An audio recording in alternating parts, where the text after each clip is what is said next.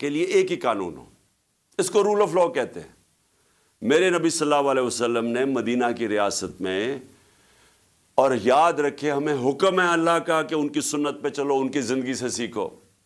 کیوں اللہ نے حکم کیا تھا؟ کہ ان سے بڑا کوئی کامیاب انسان آیا ہی نہیں ہے اس دنیا میں، نہ آ سکتا ہے.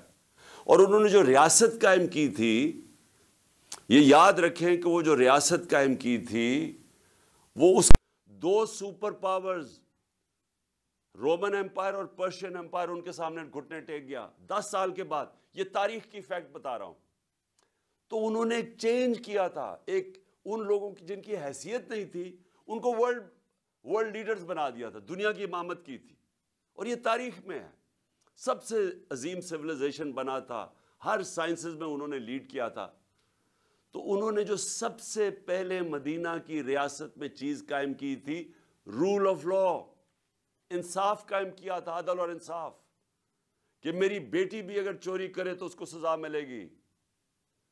تمہارے سے پہلے قومیں تباہ ہوئی جو طاقتور کے لیے ایک قانون اور کمزور کے لیے دوسرا. یہ ہے میرے پاکستان کے وکیلوں، یہ ہے پاکستان کا سب سے بڑا مسئلہ. اس کے ساتھ جڑی ہوئی ہے معیشت. پہلے انصاف آتا ہے پھر خوشحالی آتی ہے. پاکستان یہاں اس لیے نہیں گرا کہ ہمارے پاس وسائل کی کمی ہے یا انصاف کی کمی ہے.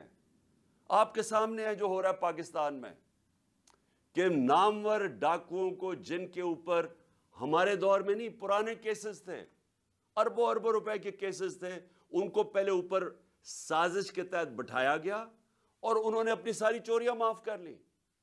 مجھے بتائیں دنیا میں مجھے کوئی ایک، اور مجھے اللہ نے موقع دیا کرکٹ کے ذریعے 20-25 سال ساری دنیا میں نے دیکھی ہے.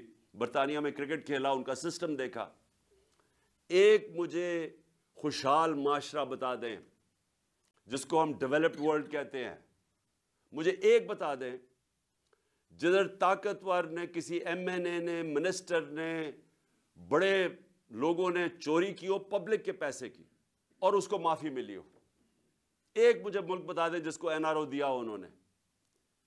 تو ہم تو وہ کر رہے ہیں کہ ہمارے 1500 سال پہلے نبی صلی اللہ علیہ وسلم نے کہہ دیا تھا کہ اگر طاقتور چوری کرے گا اور اسے نہیں پکڑو گے اور صرف کمزور کو جرم میں پکڑو گے تو ملک تباہ ہو جائے گا.